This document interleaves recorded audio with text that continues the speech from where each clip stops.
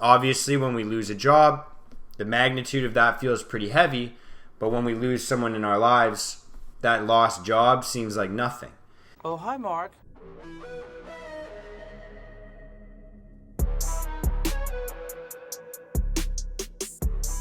Hey, Mark. Hey, Mark. Hey, Mark. Hey, Mark. Hey, Mark. Hey, Mark. Hey, Mark. Hey, what's up? What is going on? Welcome to another episode of Hey Mark, the podcast where I, Mark, get to have open and authentic conversations about mental health and self-development, and sometimes I mix in a little bit of philosophy, which is what I'm going to do today. But the reason I started this podcast is so that I can kind of open up these conversations, try my very best to end the stigma, and try and alleviate some of the pain that's happening out there in silence. Some of the people that are out there, maybe don't know which words to put to the feelings they're feeling, or really know who to talk to or how to start the conversation, etc. And so my goal is just to help, spark these conversations on a more day-to-day basis and just provide the service of letting you know that no matter what it is you're going through, you're not alone, and life can and will get better. And so, like I said, today I'm going to speak a little bit more about philosophy and a little bit more how that applies to, mental health and self-development. And if you've listened to the show for a long time, or if you've even heard some of the features that I've had on other shows, other podcasts, you've heard me speak quite a bit about Stoicism. And the reason I've spoken about Stoicism is because it's actually helped aid me a lot of the time in my journey in regards to my mental health and my self-development, and kind of getting along that process of overcoming adversities, obstacles, or any struggles that I have in my life.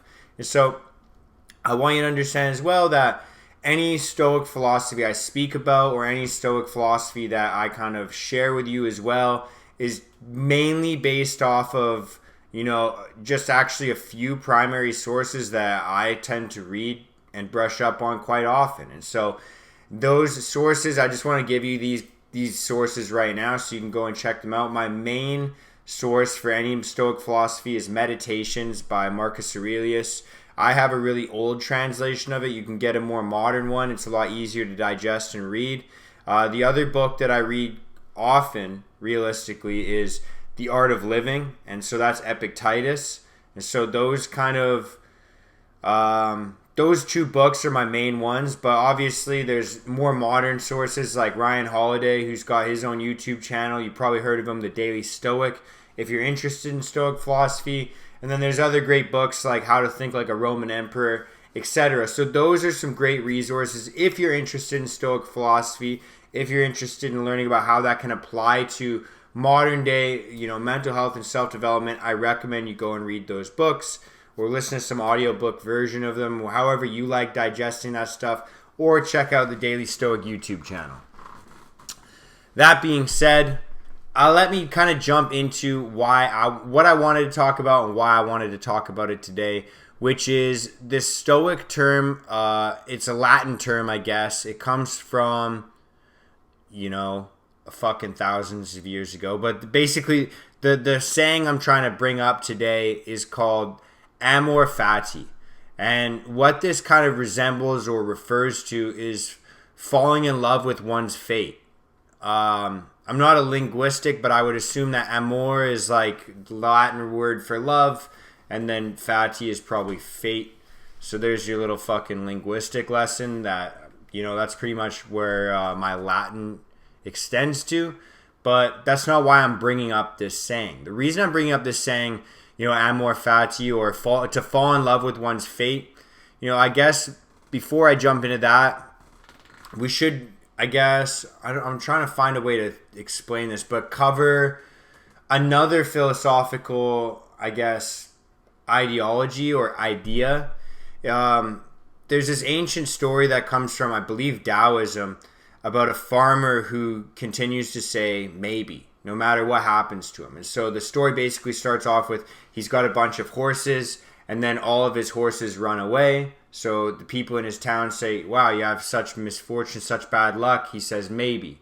The next day, his horses bring back a bunch of wild horses. People are like, wow, you have such great luck. That's amazing. He says, maybe. The next day after that, his son goes out, tries to tame some of the wild horses, and actually breaks his leg, becomes injured and lame. Everyone says, wow, Your son is your number one hand on the farm. You're so unlucky. He says, maybe. The farmer replies back to them.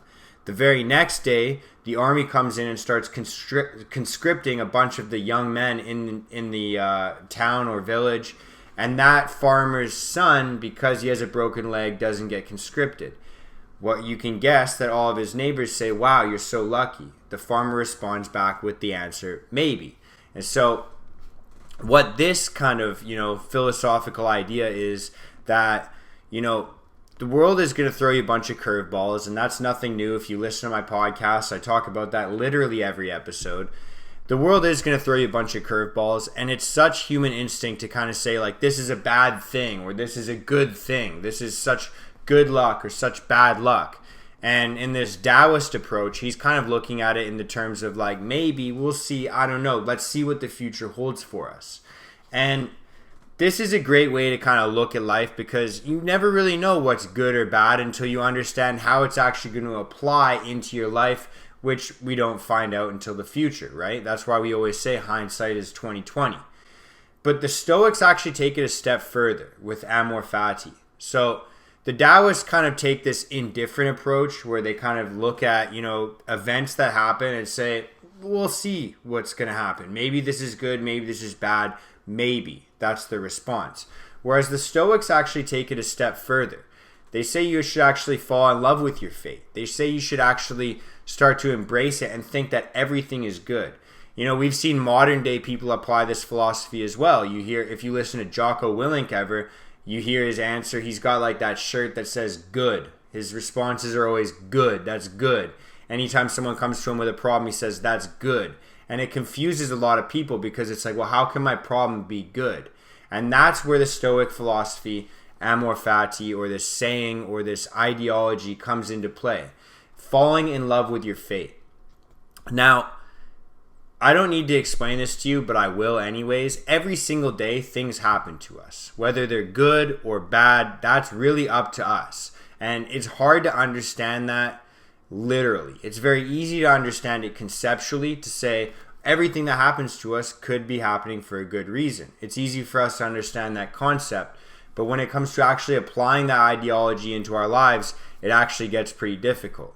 Because you and I can come to this agreement right now. Hey, everything that happens to us happens for a reason, and happens for a good reason, in fact. And you and I can agree on that. And then maybe you're like me. You go leave your apartment or leave your house and you start driving for 15 minutes and someone cuts you off and you're hitting every single red light and you maybe spill your coffee because of a fucking abrupt stop that you had to have. And then all these things start happening to you and you start thinking, why the fuck is this shit happening to me right now? And, it's easy to understand that we can take these concepts and understand them, but then to actually apply them is very difficult.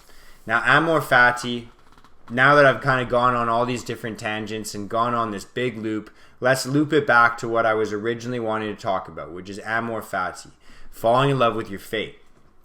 Now, it's not taking an indifferent approach. It's not taking a pessimistic approach. It's not even really taking an optimistic approach.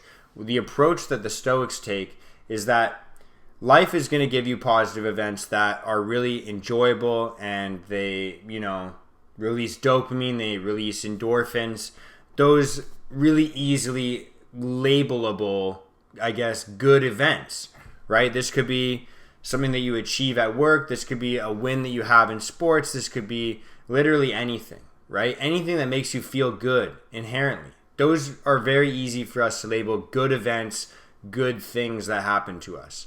But so many times we hit roadblocks or detours in life, or what I like to call curveballs in life, and we start to think, well, this is a bad thing. This is an uncomfortable thing.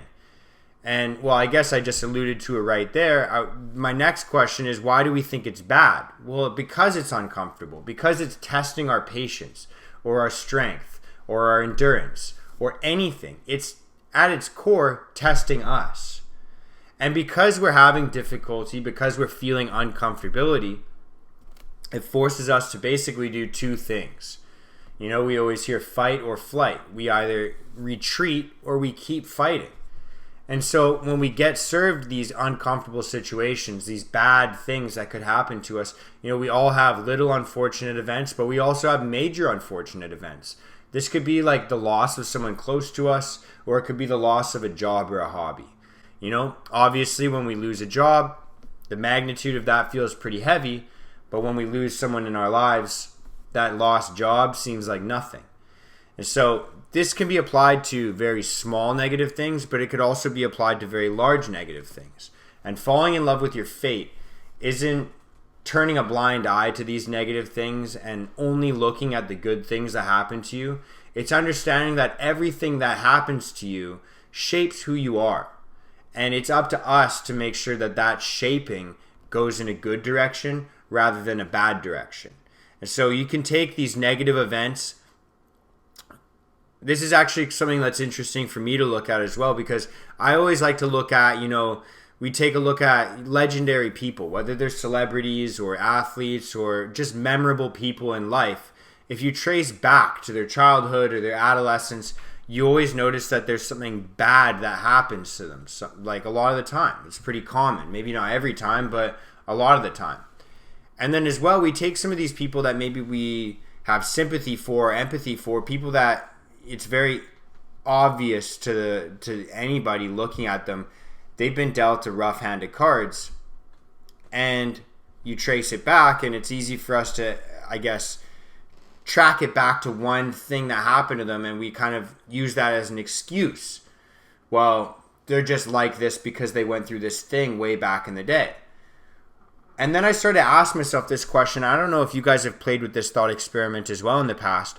What is the difference between somebody that kind of excels in life or someone that, really needs, maybe a hand extended to them to pull them out of a dark time in their life? If both people went through a traumatic event that happened in the first place, how come one person's trajectory is much more positive than the other? And that is exactly what Amor FatI explains. Basically, our ability to take the quote-unquote negative things that happen to us in our lives and be able to let them shape us into a more constructive person after we've had to deal with them, right? And so if someone doesn't have this idea of Amor FatI and they're not falling in love with their fate and they're letting everything impact them negatively because they're, kind of playing the victim and thinking, oh, woe is me, why is this happening to me? Well, they're going to have a much more negative trajectory in their life. From what this is kind of displayed to me and what the Stoic philosophers explain and what I've been able to kind of realize or notice to see in the real world. So I don't know if you guys have had a different approach to this or a different kind of idea about this. I'm excited actually to hear the feedback from this episode, because I'd like to hear what you guys think is the difference between somebody that, you could take two people, give them a traumatic event in their childhood, and some people's trajectory is, like I said, astronomically more positive. And it's my belief that it's because of this idea, whether they know about Stoic philosophy or not, of Amor FatI and falling in love with your fate and understanding that the things that happen to you are here to shape and build you. And if you give resistance to things that are naturally going to happen in the universe, like having somebody pass away that you love, or losing a job, or having to move, or whatever it could be, whatever you're viewing as a bad event in your life right now, I assure you that that same event could actually positively shape you if you have the right mindset about it. And if you have the right mindset about life, which is just falling in love with your fate, you could kind of have the exact same events happen, in my belief, and then have a much more negative trajectory. If you have the opposite, if you're looking at the world like, why the fuck does this happen to me? Why am I having to deal with this pain? Why am I having to deal with this struggle? Why am I the only one? This seems so unfair, when we all know that none of us live quote unquote fair lives.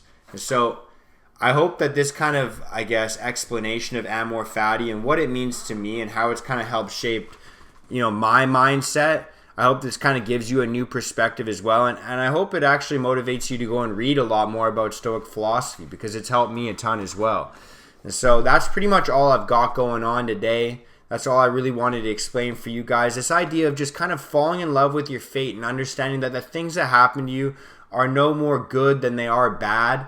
It's really just how we react to the world around us, right? Like, we don't control the world. We only control how we react to it. And so I hope this kind of gave you a new perspective, maybe some struggles or curveballs that life's thrown you recently, and just understand that, you know, whatever challenge you are going through right now, or you went through last week, or anything that might pop up today or in the next week coming up, understand that it's going to shape you, whether we like it or not. That's a fact.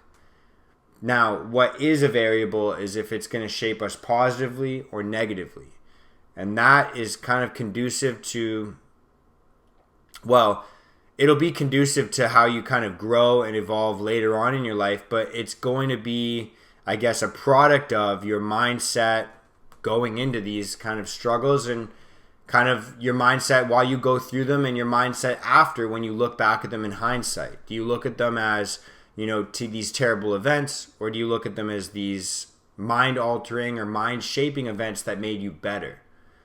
So that's it. That's all I got going on for today. If you guys enjoyed this, share the show. Share the show. Help me grow if you enjoyed it. That's my new saying. I'm coining it right now. But go out and have a good fucking day, a good week, a good month, and a good year for the rest of 2021. I know it's only a couple more months. It flew by for me as well. Thank you so much. Much love and peace out. Let's fucking go, baby.